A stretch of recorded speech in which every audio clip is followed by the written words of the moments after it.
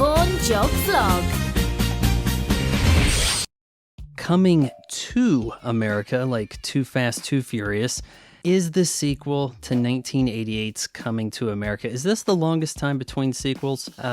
I think this beats out, pretty much everything. Eddie Murphy returns as the stately African prince, and Arsenio Hall is his sidekick. His old father, James Earl Jones, still not quite dead at 90, has left a bombshell. He can't leave the kingdom to Akeem because Akeem doesn't have a son.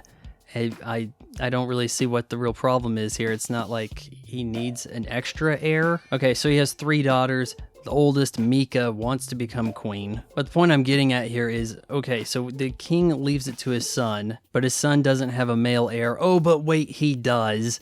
It ended up in a drunken haze, got taken advantage of for comedic relief by Leslie Jones in the 80s. And in case you're wondering, I think this scene actually uses some deepfake technology to try to work in and extend scenes from the original movie. It's not particularly passable. I've seen better stuff on TikTok. But hey, TikTok's not coming in at a 4K resolution. And speaking of the effects in this movie, it's going to be a lot of CGI. Akeem has to go back to America, so they take the CGI jet. And all sorts of stuff has changed, except it really hasn't. His search for Lavelle, his missing son, starts with the barbershop guys, who weren't they like, I don't know, 80 in the first movie 30 years ago, and they're still 80? Now I'll give you this. Probably the bright point of the movie is the barbershop. I would have liked an excuse of some sort to have more barbershop in Coming to America, because this movie is woefully short on laughs. We meet Lavelle, and it seems like they don't really know what to do with this character. He's introduced as somewhat scholarly, only to immediately flip into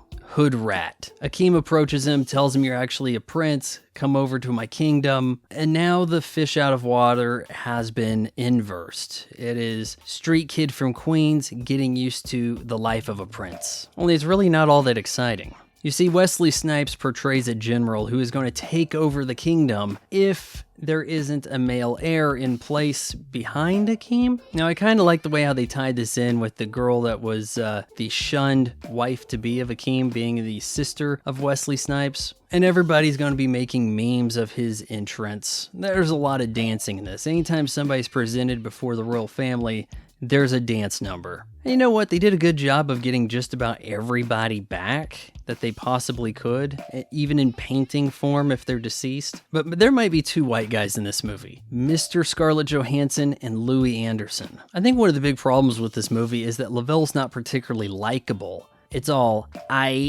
yeah, I'm about it. He acts like he's trying to sell you one of those MasterCards for the street you see advertised on YouTube. It got called Current. Current? Hell yeah. It's a bank account without dealing with the bank, for real, for real. And it's pretty predictable. You know what direction this is going to go down. Oh, because Mika wanted to be queen, they're going to find some reason to get her to be queen.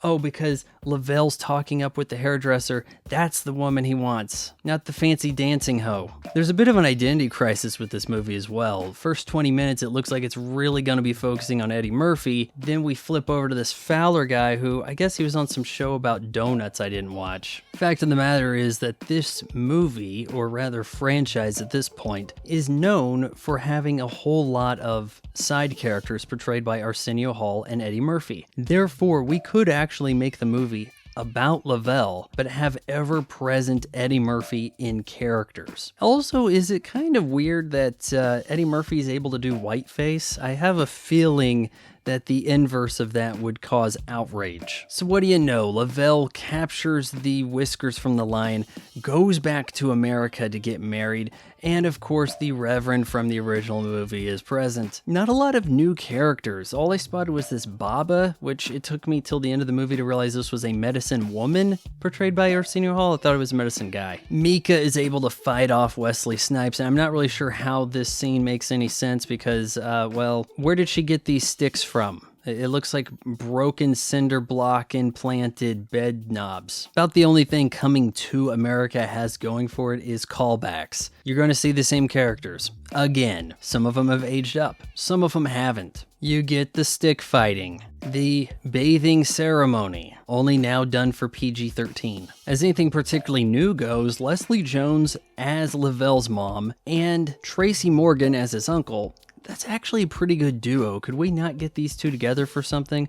Or maybe they're just better used as ancillary side characters. Like maybe small doses of Tracy Morgan and Leslie Jones is all you really need. Like Salt. Coming to America may not be the worst thing streaming in 2021, but you can probably do better with your time. I give it 2 out of 4 stars. Hey, it's Vaughn's mom again, so I just wanted to remind you that instead of buying Vaughn's weird pictures online in various states of undress, you can just bookmark his Amazon affiliate link, and then when you shop Throw It on Amazon, he gets a few pennies here and there.